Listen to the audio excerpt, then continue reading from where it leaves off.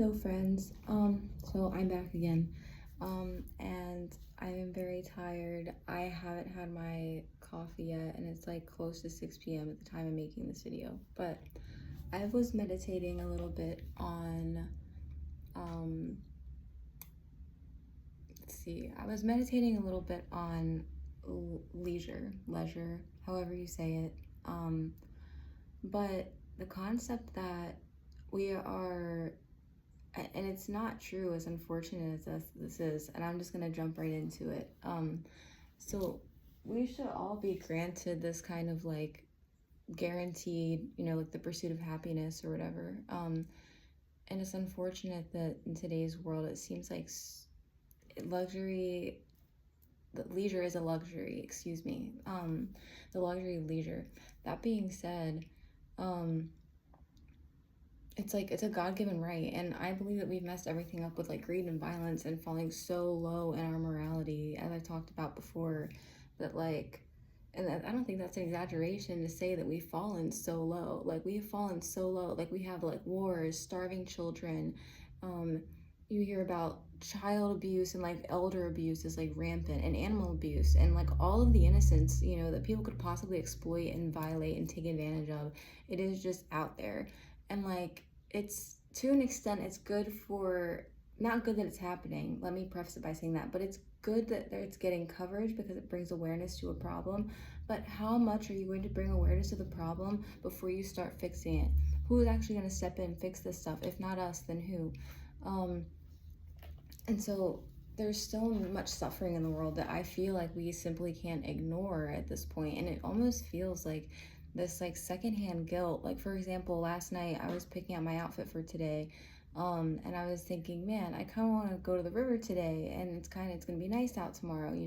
So, and I was thinking ahead, so I'm thinking, it's currently today, but last night it was tomorrow. So I'm thinking, tomorrow, I kind of want to go to the river. I kind of want to sit out. And then I'm like, no, I feel so guilty just even thinking about doing that, because like there's someone out there dying, or there's somewhere else that my attention could be focused, that I could be using my human position for a greater good that like wouldn't involve me indulging myself. Um, and maybe that sounds like too selfless, but I don't think that there is such a thing. And again, like, you have all these horrible things happening that are in your face all the time, and it's hard because like, and you're still expected to like be a good person, which shouldn't be hard. But like, it's it's hard when you want to help so much and you only have so much to give. And it really makes you cry. It makes me cry. And even as much as like I love, and I'm going to take a different direction on this really quick, but even as much as I love having my own art studio, like, and I'm so grateful, and I thank God every day that I am able to like actualize my dreams. Like, this is something that I've dreamed about since I was like a young child. um Art and animals are my passions, but and using my business with my art studio to help the cause that I would like to help, that's also, it's like one and the same. But I guess what I'm getting at with this, even with having my art studio and having my dreams realized, it feels like it feels like I shouldn't even be doing that. Like, in a perfect world, none of us should be working like from 9 to 5. Like, and I say this a lot, and I'm sorry, but like, none of us should even be giving our lives to capitalism at all. Like, we should be doing things selflessly for the greater good, for each other, not for ourselves, because it's the right thing to do. Doing what is right, objectively speaking, and there is moral objectivism at hand here. Doing what is right and not just what feels good. So even though having an art studio feels good, or that I know I'm doing something right with what I'm doing and my overall ethos, my mission, it still feels like none of us should be having to, capitalize on our hobbies and our interests and stuff for like, to almost exploit that. But I don't feel like my art is exploitative. Exploitative, I don't know. You know what I'm trying to say though. So I don't feel like my art, like I don't feel like I'm selling my soul or anything like that. I could never. But like, and it's fair if people are skeptical, like, oh, you're an artist, like, you think that your art loses value or whatever. People think that your art loses value whenever you put a price on it. But for the most part, I mean, people have to do what they have to do, and if this is like the vocation that I chose, I understand that people might be skeptical, but such is not the case. There's a lot worse things going on in the world, and this is, and I'm not complaining. This is the best situation that I could possibly be in, given the present circumstances of the world, and like remembering that even on my best days, it could always be worse, and that I will die, and that it could always be me, and that someone who's in a far worse condition of suffering will never actualize their dreams. And that's something that, like, I like, that makes me, again, it makes me weep, like, if I really sit and think about it too much. And then you just think about, you know, people become complacent in these crimes against nature, and against humanity. And I think that our crimes against humanity stem from our separation from nature, because we think it's okay, because if it's acceptable, quote unquote, societally speaking, to treat lower, quote unquote, and what, that's a lie. That's not actually how it is, but with what people think, that it's okay to treat lower animals like worse than humans. It's like, if you treat like the most vulnerable members of society, like, I mean, I think that how we treat the most vulnerable members of society says a lot about the upward effect that that has, and how it trickles back down. Um, and so again, when you live in this world where people become so complacent, and I'm not complaining about where I am in my life. That's not the point of this at all. I'm saying, why should I even take time out of my day to think about, well, what shorts should I wear to the river tomorrow, when, like, I shouldn't even be going to the river. I should probably be going and like giving my giving my money away to somebody or something, or like donating, like, you know, going, last night actually I went to go pick up a rat. I went to go rescue another rat. So like, I rescue animals and stuff like that. And that feels like the very least that I could do, is to like save a life in the most basic sense. But I always feel like there's like more that I could do.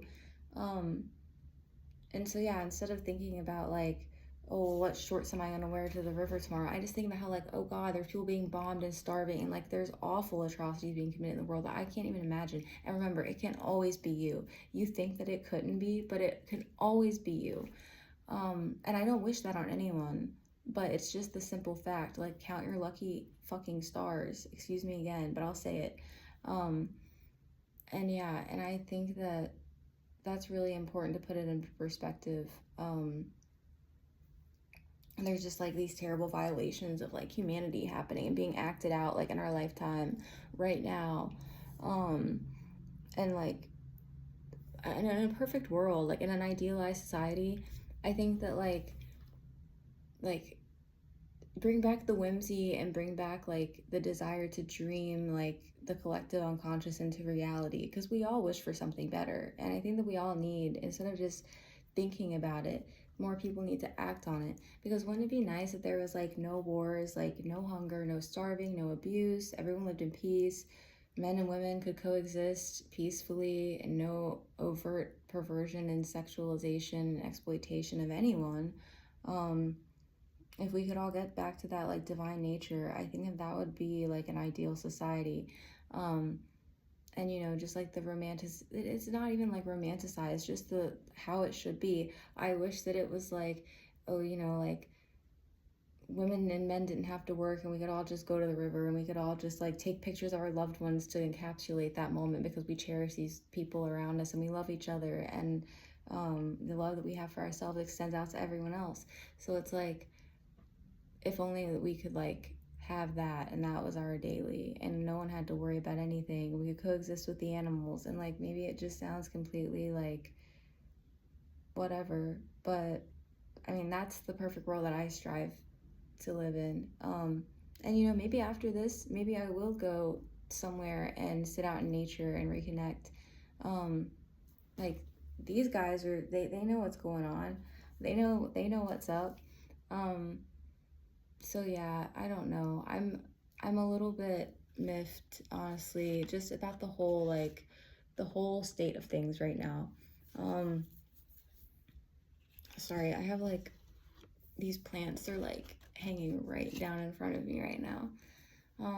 But like, yeah, in an ideal reality, I think that we would be much more in touch with, humanity and nature. We would be free from like the bounds of time, um, as well. And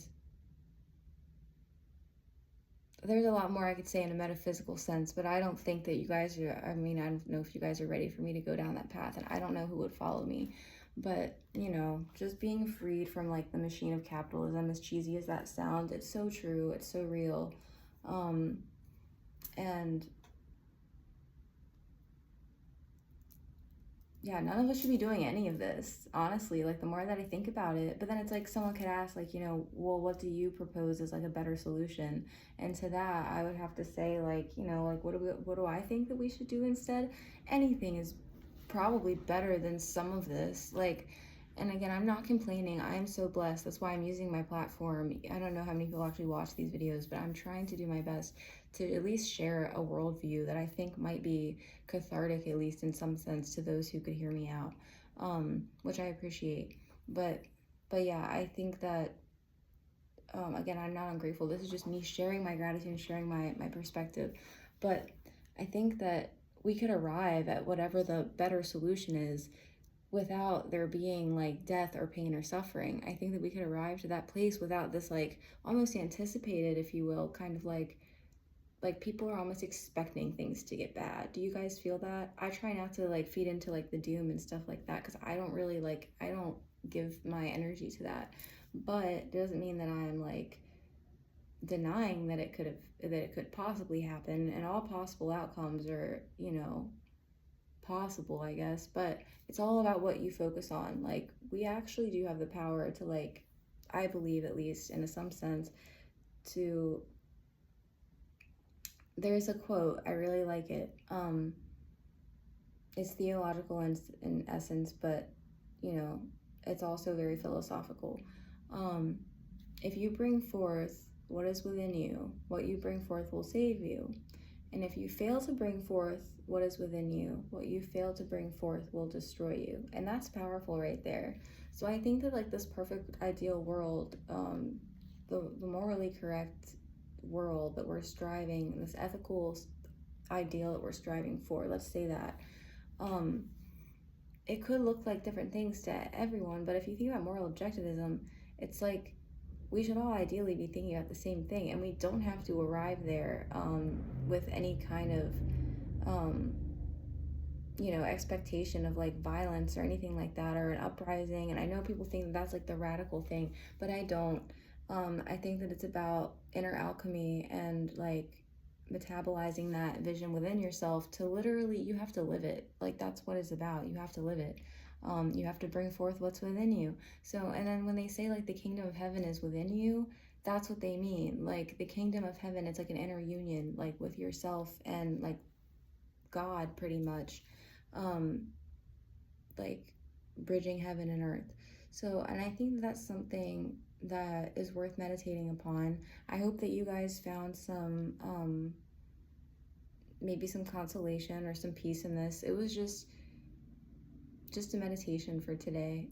It's just what's been going through my head. But I am about to leave my studio, go get some coffee, wake up, go play with my new rat. I redid some stuff in the studio, so maybe next time I'll do like a commentary on like a studio tour or something like that. So again, thank you guys for watching. I appreciate you as always. I hope that you guys have the best day, and I hope that we all can bring forth what's within us